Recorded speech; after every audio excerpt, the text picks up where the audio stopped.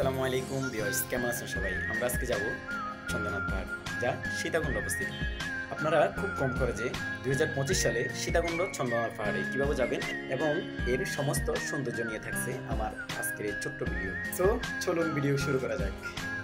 চট্টগ্রামের ঐতিহ্যবাহী সীতাকুণ্ড চন্দ্রনাথ পাহাড়, যা চট্টগ্রাম শহর থেকে মাত্র 37 কিলোমিটার দূরে অবস্থিত। ঢাকা চট্টগ্রাম মহাসড়ক থেকে 3.5 কিলোমিটার দূরে অবস্থিত। এবার আসেন, যারা ঢাকা থেকে আসবেন তারা কিভাবে ঢাকা থেকে যে কোনো বাসে করে আসতে পারবেন। এসি নন এসি বাসে করে আসলে 600 থেকে 700 টাকা ভাড়া লাগবে, আর এসি বাসে করে আসলে 1500 থেকে 1600 টাকা ভাড়া লাগতে পারে। যারা কম খরচে আসতে চান, ঢাকা কমলাপুর রেল স্টেশন থেকে একটি মাত্র ট্রেন ছাড়ে, তা হচ্ছে ঢাকা মেইল ট্রেন। ট্রেনে করে রাত 11:30 যাত্রা শুরু করলে সকাল 6টা বা 7টায় পৌঁছে যেতে পারবেন সীতাকুণ্ড রেল স্টেশন। ট্রেন থেকে নেমে দ্রুত নাস্তা করে নেবেন। নাস্তা করে সীতাকুণ্ড বাজার থেকে একটি ব্যাটারি চালিত গাড়ি নেবেন। ভাড়া নেবে মাত্র 50 টাকা। সেখান থেকে চলে যাবেন পাহাড়ের গোড়ায়। পাহাড়ের গোড়ায় নেমে একটা লাঠি নিয়ে নেবে। একটা লাঠির দাম পড়বে 30 টাকা।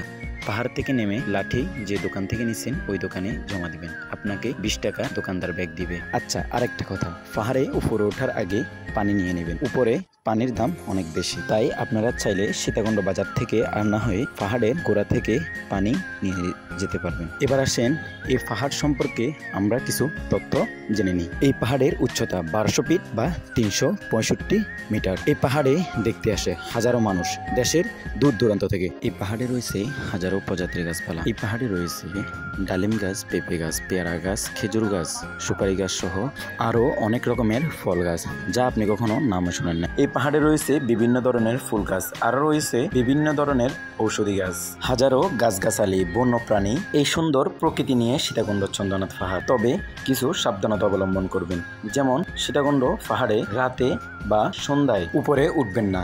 এই সময় কিছু ছিনতাইকারী থাকে সেখানে। আরেকটা কথা, উপরে ওঠার সময় আপনারা দ্রুত উঠবেন না।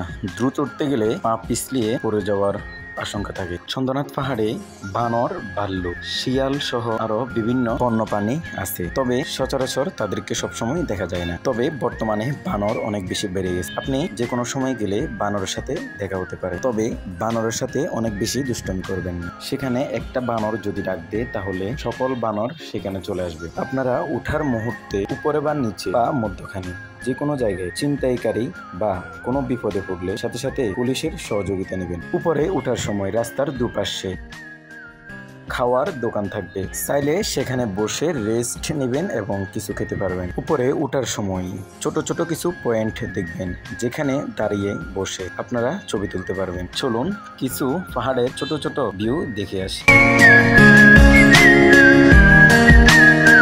যারা এখনো আমার চ্যানেলটি সাবস্ক্রাইব করেন নাই, সাবস্ক্রাইব করেন। আর ভিডিওটি কেমন হয়েছে কমেন্টে জানিয়ে দিবেন।